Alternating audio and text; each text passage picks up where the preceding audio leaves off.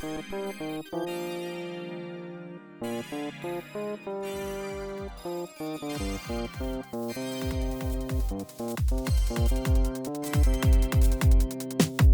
to be a lot of attention now paid to the next Ready Girl Rig movie, whatever that may be. She's made a very big name for herself. Yeah. Which brings us to our next and penultimate topic. Which movie had the better message? Okay. Spinning for you.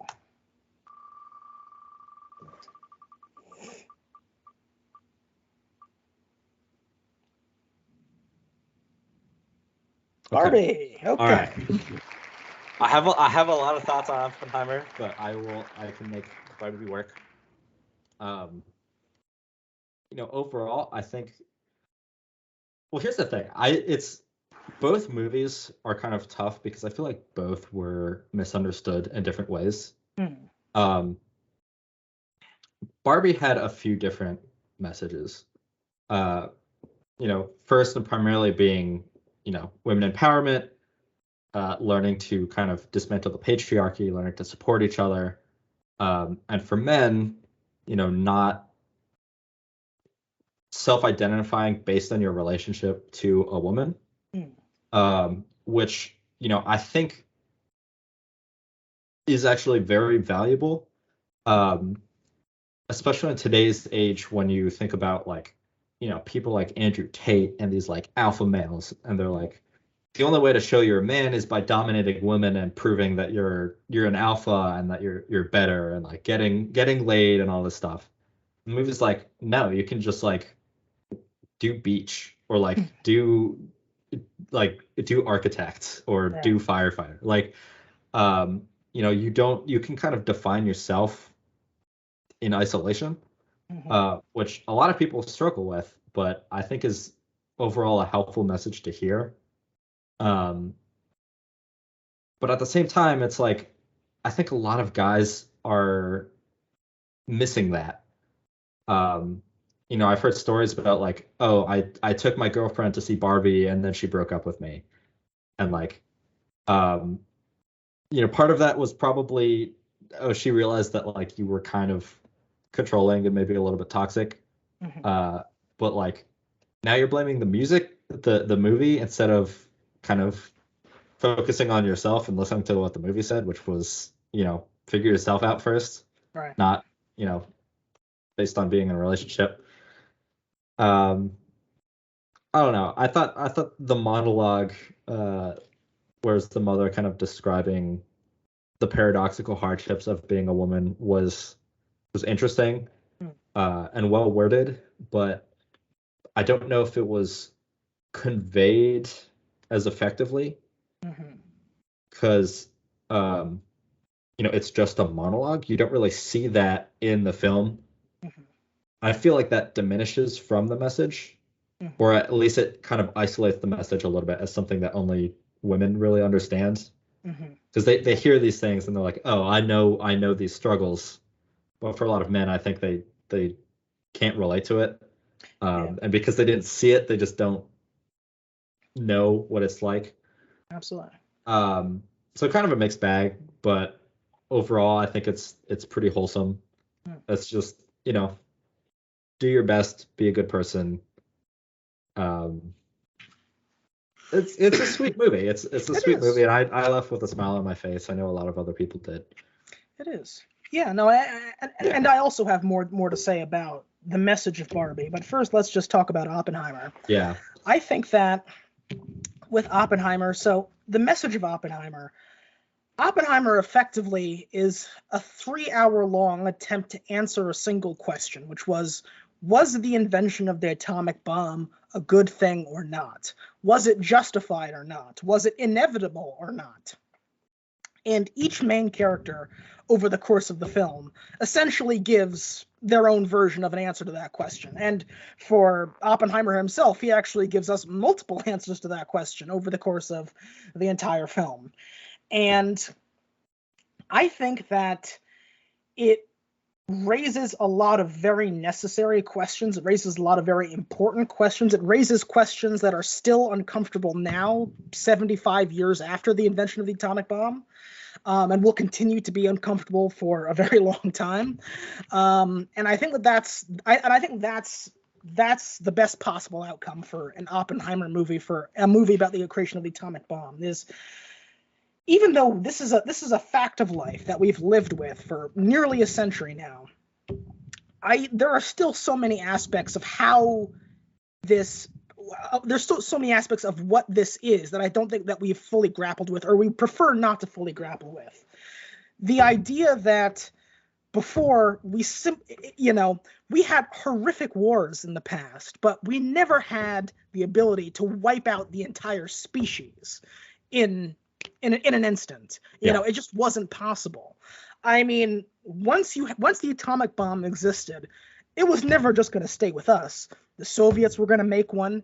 All the powers of the world would want one. China would want one. The British would want one. The French would want one. Everybody's going to want one. The North Koreans want one. The Israelis want one. The Iranians want one. An interesting part of the movie too was, they were worried about a potential spy leaking these plans, but part of the problem was that this discovery was a natural branch of atomic physics.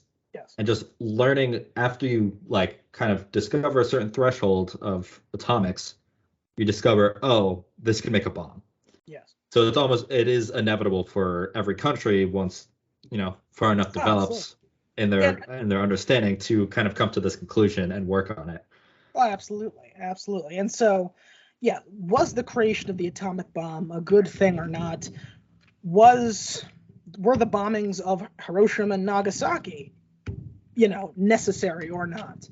Even if the atomic bomb exists, was it necessary to use it to have its unimaginable destructive power understood? Or is it only because we saw its unimaginable destructive power that we knew not to recklessly use it? Yeah. I think so. These are all very necessary questions and very important questions. And I think that it does a phenomenal job asking those questions and demonstrating many of the consequences beyond the obvious of the creation of the atomic bomb, such as, once you have an atomic bomb, it's only a matter of time before someone finds a way to build something even bigger and even more destructive. And then, and then as we know, Hence, it was only hydrogen bomb. It was within 15 years we went from an atomic bomb to a hydrogen bomb, and now and after that, now we have thermonuclear bombs, which are even bigger. And so it's like, it's more and more and more, this endless cycle to have an edge over the rest of the world, when in fact, honestly, it doesn't really matter, because if any of these weapons ever get used, it's going to be the end of all of us. And so, was it a good thing or not? And interrogating that, I thought, was very brilliant. And I think that it doesn't. And what I love about it is that it doesn't handhold you. It doesn't feed you the answers by the end. You've got to figure it out for yourself. You've got to say, listen, it's all well and good to say the bombings of Hiroshima and Nagasaki were atrocious, and they were. But how would you have felt if the Nazis had gotten a bomb first? How would you have felt if there had to be a mainland invasion of Japan and hundreds of thousands more deaths? How would that have made you feel? I mean, what for all of the destructive power and the potential for ruination that the atomic bomb represents, how would you feel if obviously, how would you feel if the Nazis got one first? But how would you feel if the Soviets had got one first? Because they were working on one as well. How would they have used it if they were the first to have it? Where would that have left us if we didn't pursue it? And so where would that have left the world, and so on and so forth? Because, I mean, it's not like there weren't Soviet spies in the Manhattan Project. There very much were. Yeah. In fact, by the time Truman told Stalin that they had a bomb, he had already known about it for years. Stalin, and here's a historical fun fact for you, Stalin knew about the atomic bomb years before Truman did, because Truman, of course, was vice president he had only been vice president for a few years. And obviously, as vice president, he was just mostly told to wait in the wings, stay in the background, you don't make any waves and just be prepared if something happens, because at that point, after the 1940 election, everybody knew, hey, FDR, he's getting kind of old, the 1944 election, he's getting kind of old. And his previous Vice President Wallace, he was divisive and he was seen as too left-wing to be trusted if FDR does croak. And so they said, okay, well, we need somebody safe to have as vice president. So in case the old man does go, we've got someone safe in the White House. And they picked Truman. But once he was in, like FDR, he's running the war. He doesn't care about telling Truman the nation's most sensitive secrets. And so Truman doesn't find out about it until it's finished, whereas Stalin knew about it all along the way because he had his spies, That's really interesting. Everywhere. I didn't know that. Absolutely. Wow. Yeah. And so, very, very interesting questions that it asks, very important questions that it asks.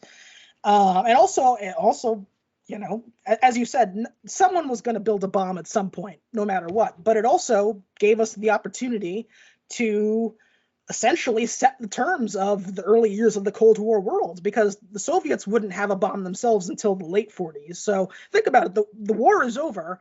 And for a brief period of time, the United States is the only country on Earth with atomic weapons. The only country on Earth that has built an atomic weapon. I mean, what kind of power does that unleash? I mean, obviously, we know the real history, but it's just fascinating to see how it plays out. The mentality of the leaders of a country that have that power when no one else yet does. It's very interesting. And also, the good stuff that came of it as well, like nuclear energy is a huge consequence of this. A peaceful use of this technology, which I think can be, will be, and should be a very big part of, hopefully, our green, clean energy future. And so, very, very, very important questions I would ask. I would say the movie does ask. But back to Barbie for a second. I think that, yes, as far as the stuff with Barbie herself, great. I mean, honestly, there's no notes. I think that's very well written. There's a lot that character tries to get across successfully. And I think Margot Robbie did such a brilliant job bringing it to life. And her whole journey of self-discovery and finding not just what you think your purpose is, but your true purpose, your real purpose, fulfilling that purpose. And, and evolving literally in Barbie's case by the end, and getting that perspective on Barbie land and the real world. I think that's all great. For me, the missed opportunity that I feel like I wish, and it didn't take away from my enjoyment of the movie ultimately. I still really liked this movie, but I do wish they had done more with Ken, because I feel like they set Ken up for some really interesting stuff, and then we don't really dig into it that much. I think that, and what I mean by that is comparing what does Ken's life look like from the beginning of the movie towards the end of the movie, to the end of the movie. At the beginning of the movie, as you said, Ken, his entire sense of self is derived from his relationship with Barbie. If he's close to Barbie, he feels good. If he's far away from Barbie, he feels bad. As far as we can tell, none of the Kens have anywhere to live. We never see a Ken's house. I guess they just hang out. I guess they all just hang out on the beach or outside of Barbie's house all night and, waiting for the next day to start. The Kens are shown as having no inner life whatsoever because, again, they derive their entire sense of self from Barbie. And at the end of the movie, Ken says he has to find himself, and he has that great sweater that says, "I am Ken-off." And it's like, and he's like, well, Ken has to be Ken. And that's nice, but I feel like after this entire journey that we've been on, from the beginning of the movie in Barbie Land to Ken experiencing the real world, to then Ken trying to import all of the worst ideas from the real world into Barbie Land, and then learning that that's not a good idea, and having the amazing I'm Just Ken song, I feel like we could have done a little bit of a better job to flesh out what Ken's new purpose is now versus the beginning of the movie. I feel like the movie just could have had a little bit more.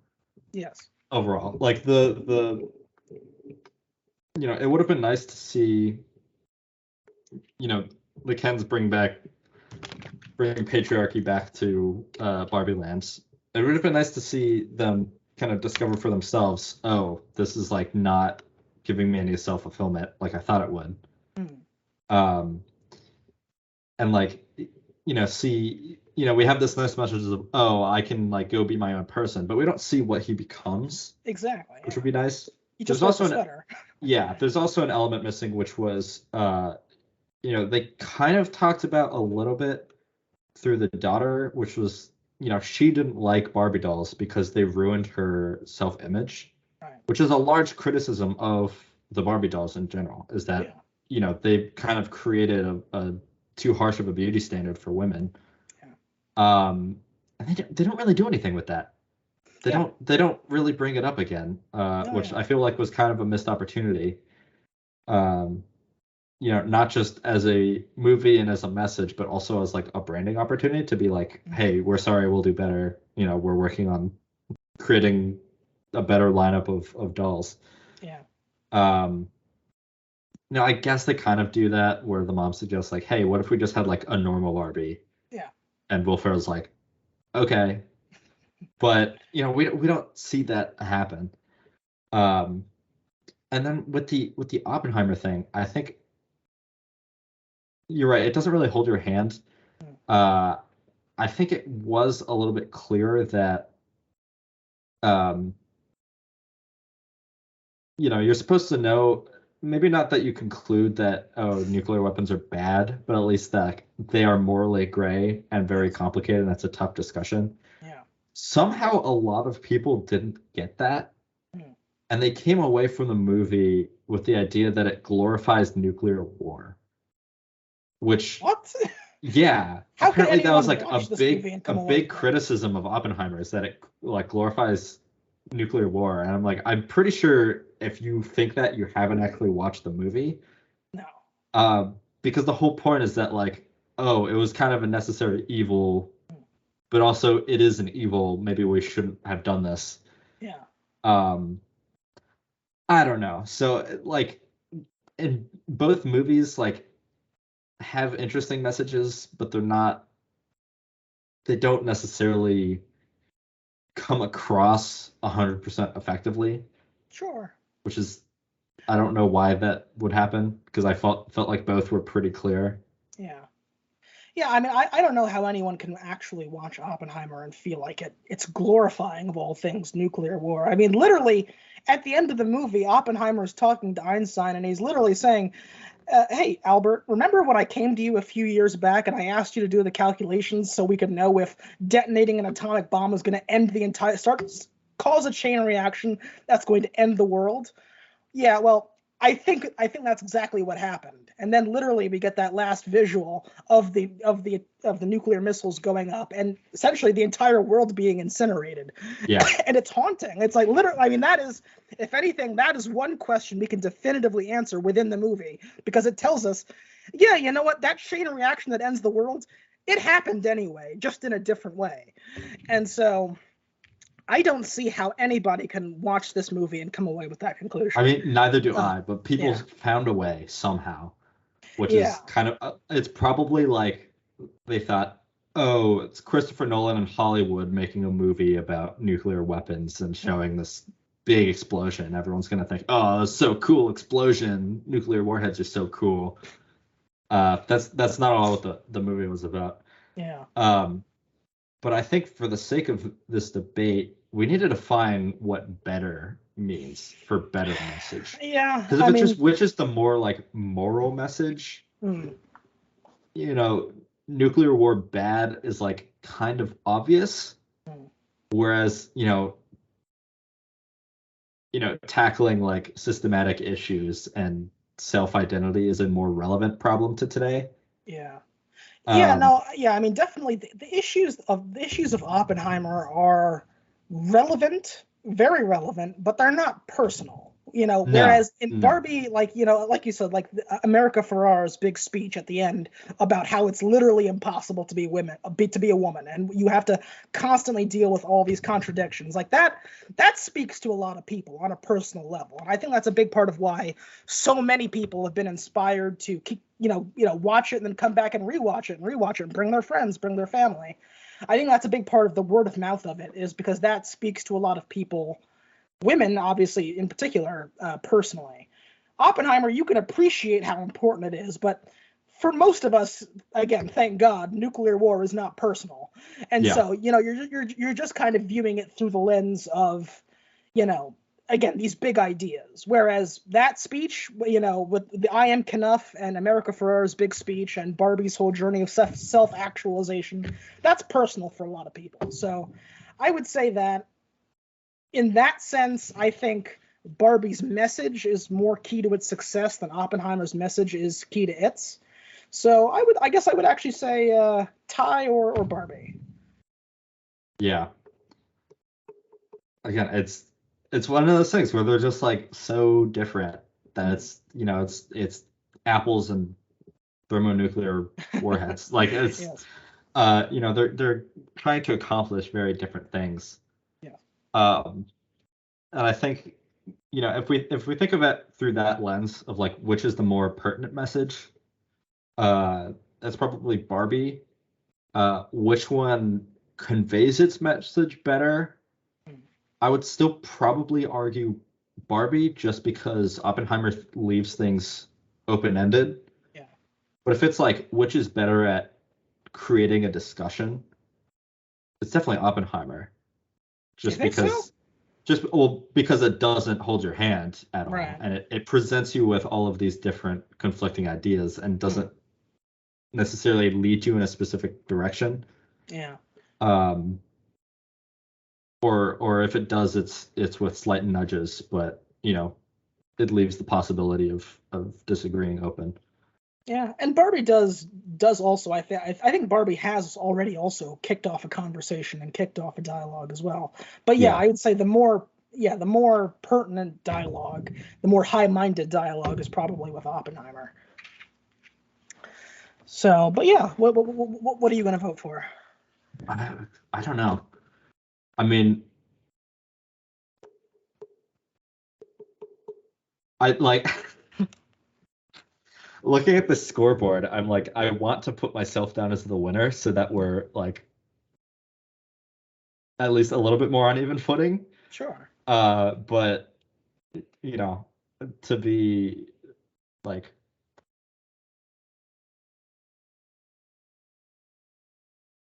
I don't know. I think even like taking a step outside of myself, even though I think Barbie could have done a better job at conveying its message was a lot clearer and a lot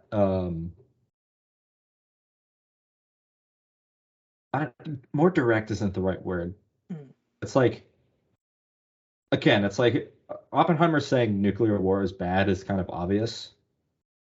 Whereas I think Barbie like pointed out, Barbie was like almost educational to people. Sure, yeah. Where it taught some people a new perspective that they didn't have before. Definitely, yeah. So I'm gonna say that as my final piece, and then I'm gonna let you call it. Okay. Yeah, no, I mean, it's as far as message, it's so close. Obviously, two very different messages can be taken two very different ways, but I feel like because, again, Barbie's message is going to be more personal to a lot more people, I'll say Barbie. Okay. All right, which brings us to just one more. Is that right? Yeah. Better movie overall. All right, so best movie. Let's go. This is spinning for you or spinning for me? That's spinning for you. All right, here we go. All right, I'm arguing for Barbie. Okay. All right, so disclaimer, in my actual scores of these two movies, I gave Oppenheimer a 9 out of 10. I gave Barbie an 8 out of 10. So very close.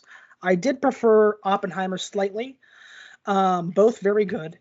But making the case for Barbie, I will say that this was undeniably a cinematic event. And this is what I've so enjoyed about the Oppenheimer moment overall, is that it's gotten so many people, including many who are not regular theater goers, to be excited about two very good movies and to get out to the theater to see two very different, very good movies by two great directors with great talent on every level and every aspect. And honestly, like just going to the theater in these past couple of weeks, you couldn't escape it. The hot pink everywhere. I mean, especially for the Barbie goers. I mean, you see, I mean, literally from like college age girls to moms and older. I mean, everybody's out in their best. Everybody's looking good. Everybody's wearing pink.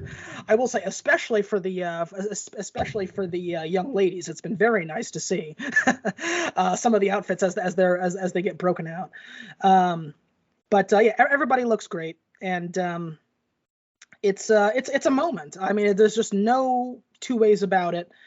Barbie kicked off something that is incredibly improbable. Again, it's a big budget comedy musical, the likes of which we just don't see on the big screen much anymore. And it's already crossed $1 billion. It could very well be the highest grossing film this year. And I think as the ultimate testament to what it's able to do, it's, I read this and it's very true. You know, one of the conventional wisdom things in Hollywood, especially all of these old heads, Hollywood producers and studio heads, is that women will go to see a quote unquote guy movie, but guys won't go to see a quote unquote women's movie. You know, if you have a movie made by women, starring women, for women, you know, sure, there's money to be made in the women's movie market, you know, rom-coms and movies like Girls Trip and Crazy Rich Asians. I mean, there's money to be made there, but not like the money that a superhero movie would make, or a Fast and the Furious movie would make, or, you know, some action movie would make. You know, that was the conventional wisdom.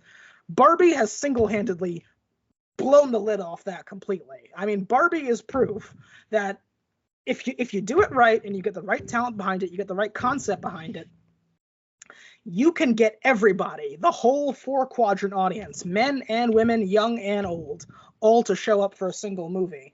If you do it right, again, it has to be good, and it has to be built to be an event like this movie was. And so, yeah, I just think it deserves so much praise for what it is and what it manages to do. You know, again, this is a movie based off of a toy, and it's about to be the biggest movie of the year. It's gonna be a new mainstay for Warner Brothers alongside, like, you know, the DC movies and Harry Potter. Like, you know, when you go on the Max homepage, you're going to see Game of Thrones, you're going to see Harry Potter, and you're going to see Barbie. I mean, it's that big. And so, or the whole Mattel cinematic universe. Well, yeah, well, that's what they're doing now. And now we've got a bunch of other studios now who are coming out with their own toy movies.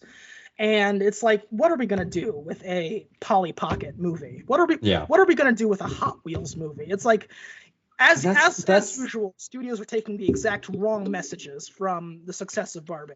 And that's the thing too, is it's not just the success of Barbie, but it's the whole Barbenheimer movement, and this whole kind of cultural movement where, you know, studios have taken notice of, like, oh, this was like a cool thing that happened, and it boosted both movies simultaneously and got people really excited to see both movies.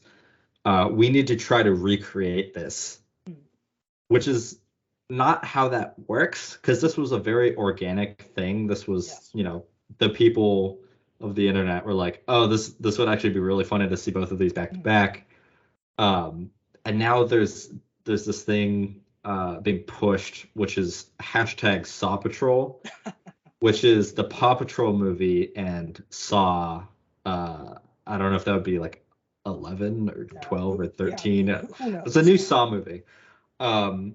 And everyone's just like completely shitting on Saw Patrol because, like, it's just kind of not a natural pairing. No, not at all. And it's completely like manufactured by the studio's marketing team. I'm pretty sure the studio that's manufacturing this owns both of those movies too.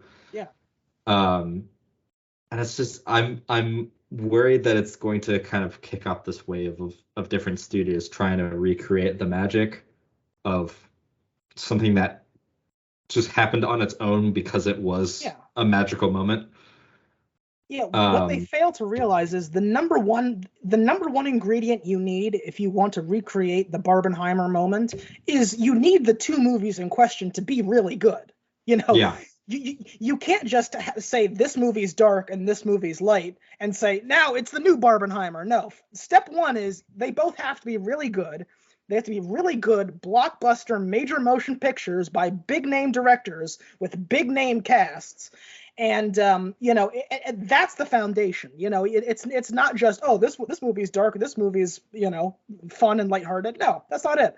They have to be really good, and they have to have all these other ingredients too. You've got to have A-list cast, you've got to have big directors, and the two movies have to complement one another as well. These two movies, I think people say they're just counterpoints. Oppenheimer is this way, Barbie is the opposite. And yes, obviously they are visually very different. They're very different stories. They're trying to do very different things. But I don't think of them as counterpoints. I think of them as complements. I think that there's a reason why so many people were strategizing which movie are we going to see first, which movie are we going to see second. It's because these two movies, when put together, can give you an experience unlike anything you've had before. These two movies are very different, yes, but they both have important things to say. They both have sweeping scope, visuals that you've never seen before, and they both make you think ultimately. On different subjects, yes, but they both make you think, and they both leave you with important questions, and they both can even make you or cause you to reevaluate your own beliefs. Saw Patrol is not going to do that. Yeah. But Barbenheimer did. And so, yes, sorry to cut you off there, but yeah. No, I mean, that was a complete thought. And so, and so ultimately, which movie is better? They're both excellent. They're both excellent. I mean, I still need to give my argument for Oppenheimer please do, being the better movie. But also, I think I will take a page out of your book and just kind of talk about both of them in general, because this is the fun part of the debate, is that there isn't like a clear cut winner. You look at, like, I just pulled up Rotten Tomatoes here. Barbie is 88%. Tomato meter, 83% audience score, and has 351.4 million box office gross USA. Mm-hmm. Oppenheimer, 23% tomato meter, 93% tomato meter, 91%. Oh my God, yeah, 93 and 91%. Yeah. But only 174.6 million box office gross USA. Yes. So it's doing worse at the box office, but it's higher rated as a movie. And also we should say, and again, so sorry, just to say, no, go ahead. Barbie is very much built to be the commercial juggernaut. It's a clean 2 hours. In fact, I think it's actually like 1 hour 50 something minutes. And 154, I think. Yeah, it's got big name stars that you already love, like Margot Robbie and like Ryan Gosling. It's a comedy, it's a musical. If you like all of these great musical artists that we got, come listen to them on our soundtrack. It's got the big visuals, it's got the laughs. That's the box office juggernaut. Oppenheimer, when do you think, when you look at what Oppenheimer is, there's no guarantee that that's supposed to be a box office juggernaut. Like, we take it as a given because it's a Chris Nolan movie, and those always do well. And obviously, a movie with this cast is going to get a lot of eyeballs. If you think about the target demographic of Chris Nolan movies, it's usually like film buffs. Sure. Yeah. It's like guys that love movies and think Christopher Nolan is super cool.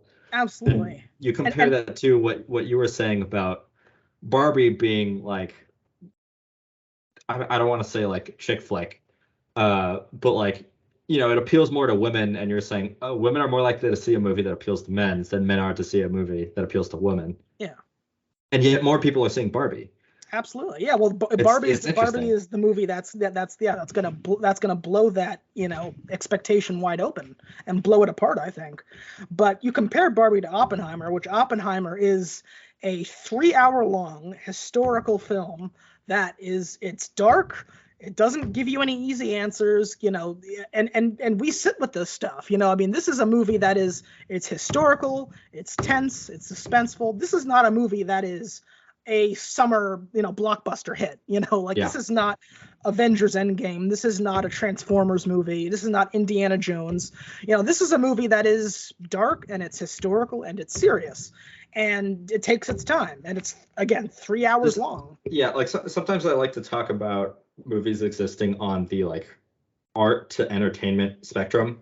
Yes. And like Barbie would be like almost all the way over here, where it's very much entertainment focused. And Oppenheimer would be a little bit further towards art. Yeah. Definitely.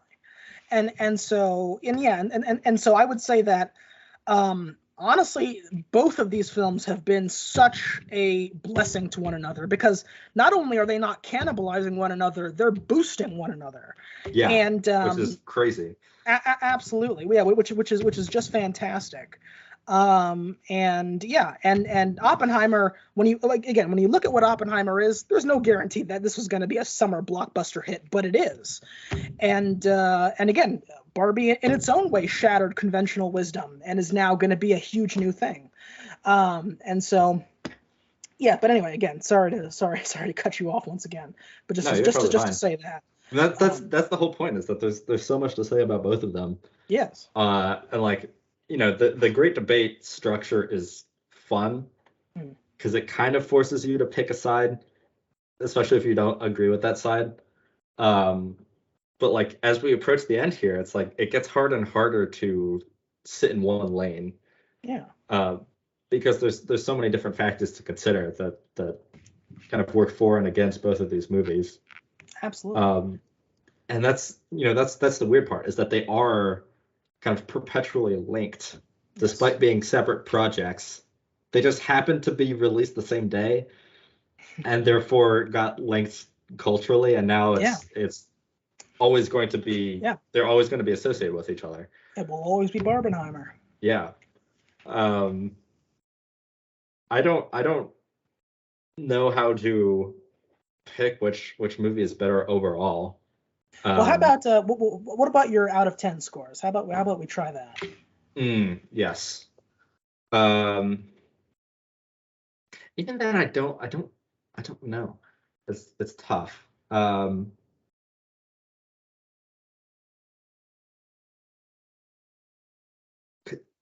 Like even if I go out of 10, I'm like tempted to give each a tie.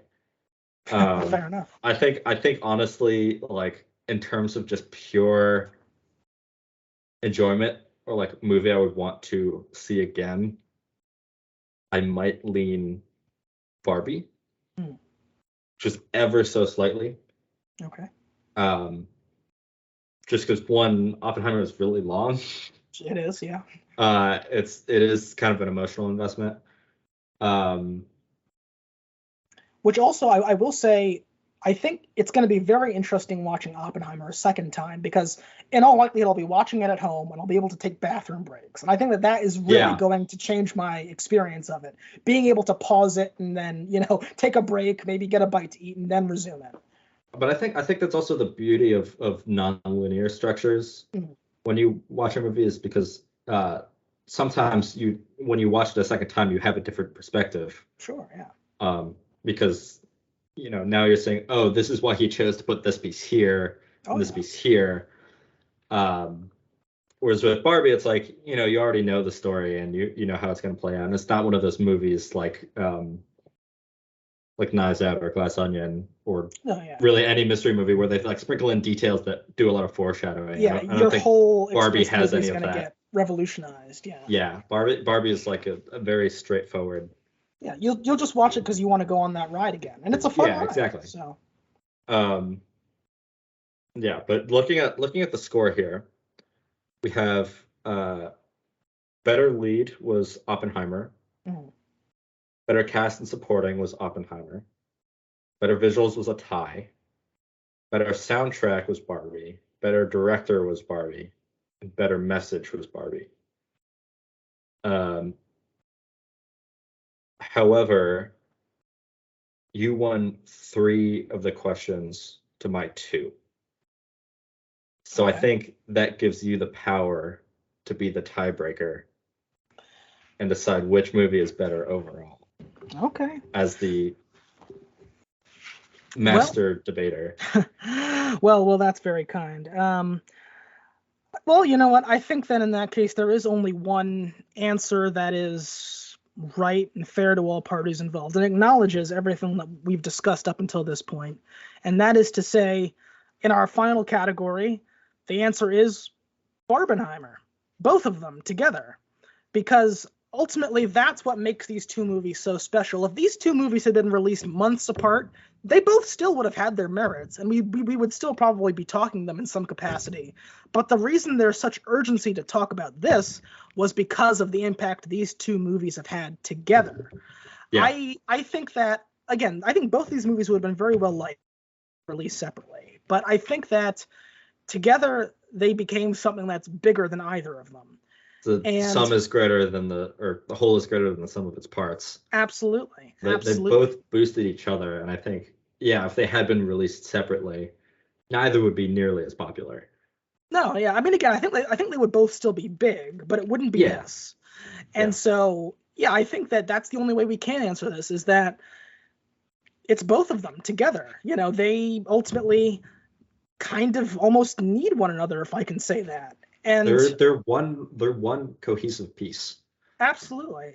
And again, my favorite part about it is that because of the Barbenheimer phenomenon, it's gotten so many people to get back to the theater and to watch at least one really great movie this summer. And I think that that's the most wonderful thing, is that, you know, we've read a lot about how many audiences have been reluctant to return to theaters, even still after COVID. Of course, we've had individual big movies since the end of COVID, like Spider-Man No Way Home and Top Gun Maverick. But with this, I feel like the enthusiasm for movie going as a principle in and of itself was reinvigorated. And I think that that's what's so exciting about it, is it's not just one movie, it's movie going. Let's be a part of this and see these two movies that are both really great, made by great directors with great lead actors, just well made from top to bottom. And I think that's what's so wonderful. It got so many people reinvested in the movie going experience. And because all of these movies were like, oh, we want to get you back to the theater for this movie, but not for the experience, which is the big piece that you touched on. Yes. And that's why the movie was so special, because it was like, oh, I want to see both back to back. Absolutely. Or for a lot of people, it's just, I want to see both in theaters if they can't say back to back. And like, and again, and I mean, that's cool. That's it is, cool. And again, you could see it in the theaters. I mean, again, you walk into the lobby of any movie theater in this country in the past 3 weeks, and what are you going to see? You're going to see a lot of pink. You're going to see a lot of black. You're going to see people. I mean, again, I mean, some of the busiest times I've ever seen this theater by me have been in the past 3 weeks. I mean, packed to the gills. I mean, people buying drinks, buying concessions, talking about movies, looking at posters. People are making custom outfits. People are making fan art. Outfits. When was the last time you could tell what movie people are going to see based on what they're wearing? When's the last time you dressed up to go to the theater in general? This is what I'm saying. Exactly. And who else? Aside from Gentle Minions, because that doesn't count. Well, that was... No, I mean, and this dwarfs even that. Yeah. And so, yeah, I mean, it's like, you know, when was the last time you walked into a movie theater and you can tell what movie people are watching just based off of what they're wearing? Like, you don't see that anymore. And so, it's just so wonderful to see. And I feel very confident in saying that it has been the cultural movement of the summer, if not the year. And I just wanted to say briefly as we wrap up here, this summer for movies, quick postmortem, what an incredible summer for movies it's been, in my opinion. Honestly, for me, and I'm curious to hear what you have to say about this, but for me, it has been an insane streak of hits that I've seen in theaters this summer.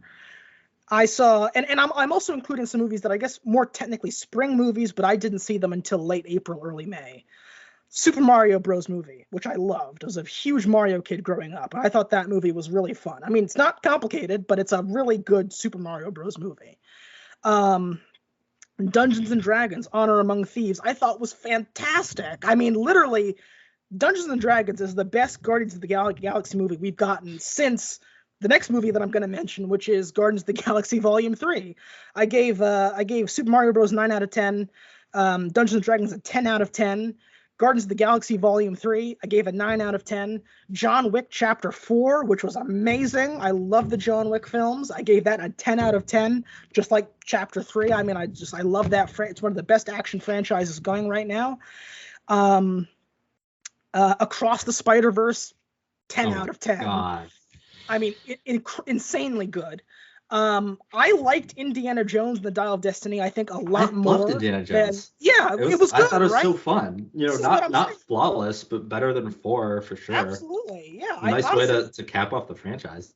Yeah, that's a classic example of a movie I don't understand why people were not as into it as I was. Because I loved it, honestly. I gave Dial of Destiny a 9 out of 10 as well. I thought it was that good.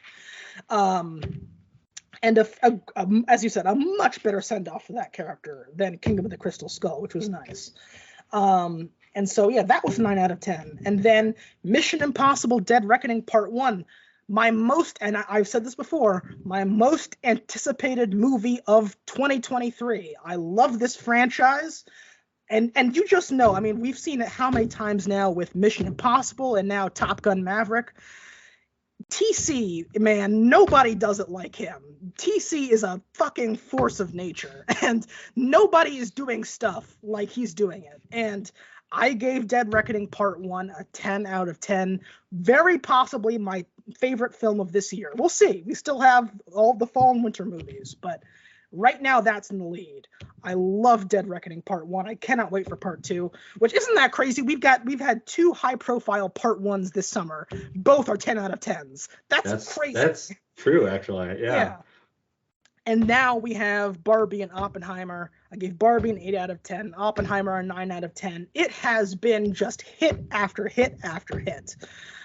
What a fantastic summer. I mean, how do you feel about it? Because I feel like this has been the best summer in a very long time. I mean, there's not much I can say that you haven't already said. I think it's just been a magical time. It's, theaters are back.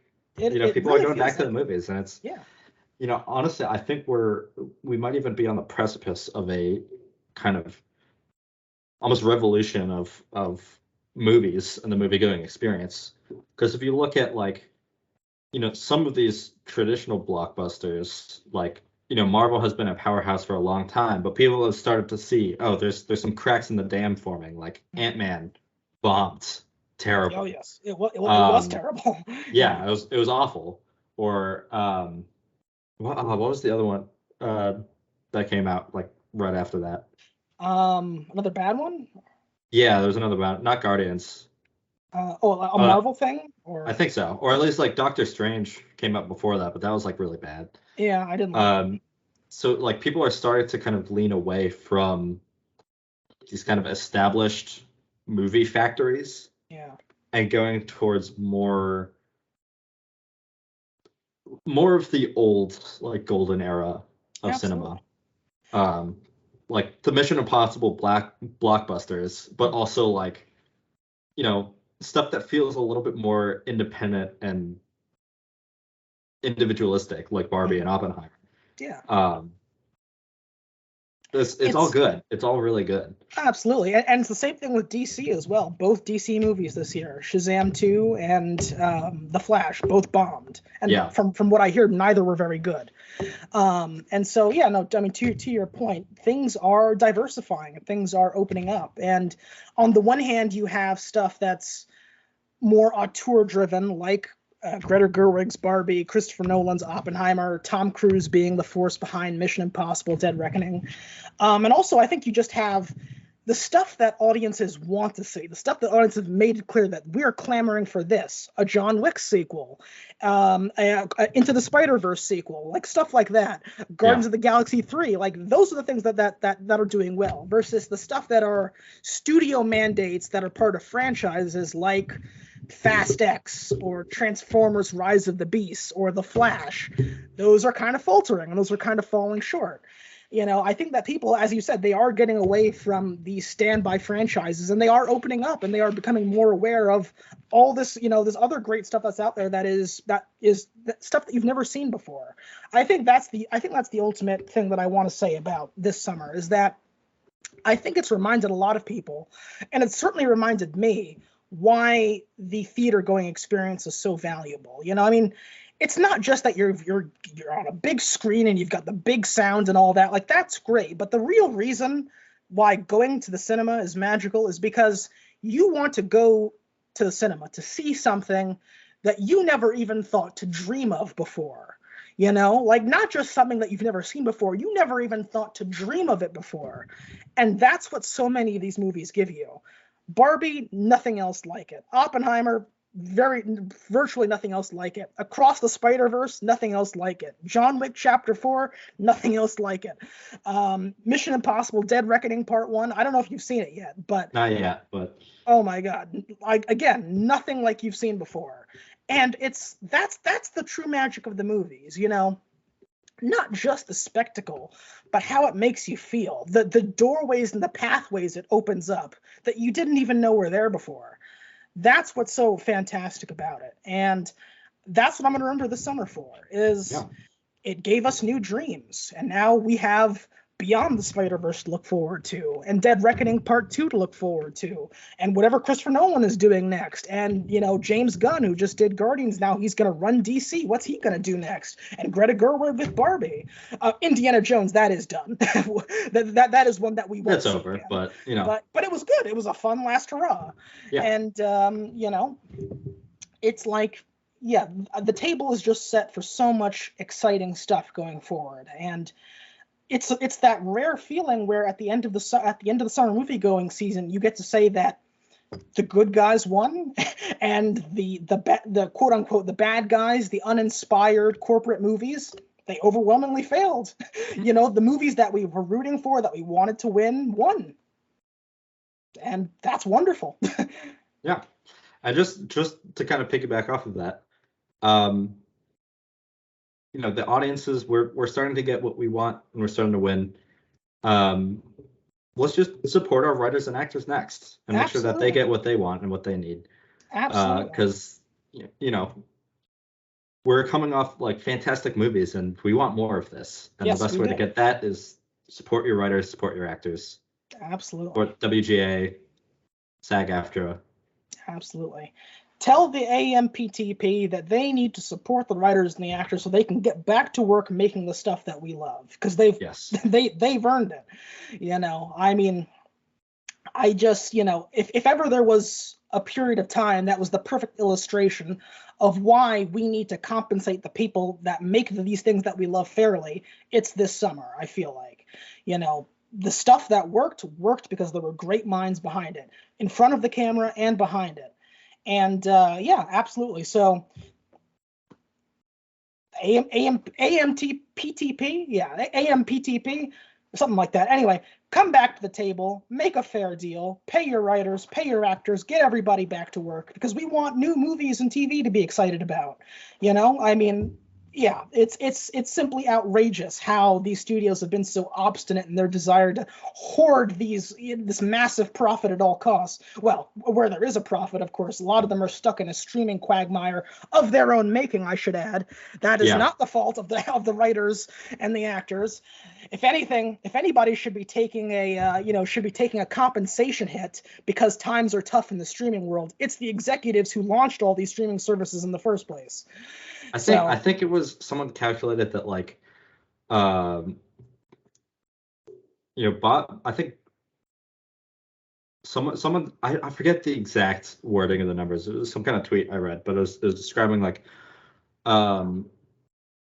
writers were struggling to meet like 60,000 or 70,000 a year, or like you know, okay, who's the head of Disney? Iger, yeah, Bob Iger. Bob Iger, yeah, I was like, it's not Bob Saget, no, Bob Iger. He said, like, oh, like 70,000 a year is unrealistic. You need to adjust your expectations. And then someone calculated that he makes like 75,000 a day. Yeah. Yep. Or at least like a month. Yeah, and they're asking for that per year. Yeah, and somehow that's unrealistic. And it's just like, no, it's not. You need to just chill out. And don't forget that unrealistic comment was made while he was at a literal billionaire's retreat in Sun Valley, Idaho. Yes. So, yeah, it doesn't get more tone deaf than that. pay the writers, pay the actors, get everybody back to work. And I want a job when I graduate. So exactly. like, if Reid we could needs a end this job. strike soon and just come to the table and negotiate, that would be great. Absolutely. Please and thank you. Absolutely. And with that, I think that does it for Barbenheimer. And at least for this summer, that does it for us. Yeah. We will be back at some point soon, I think. But yeah. Thank you all so much for watching. Thank you all so much for supporting us as we've relaunched this show that we love so much, and for coming back to it and being as enthusiastic as you have been. Yeah, Reid, any last thoughts as we close out this chapter of the year? Not too many. I mean, like you said, we'll probably be taking a short break while we both get settled back into school, but we will be back. Just not on a regular schedule, but we never are. Yeah, but what else is new? Yeah, what else is new? But thank you for watching, for listening, and for supporting. If you made it this far, I'd love for you to leave a comment, leave a like, subscribe, all the good stuff. But just thank you so much. Absolutely. And with that, OC out.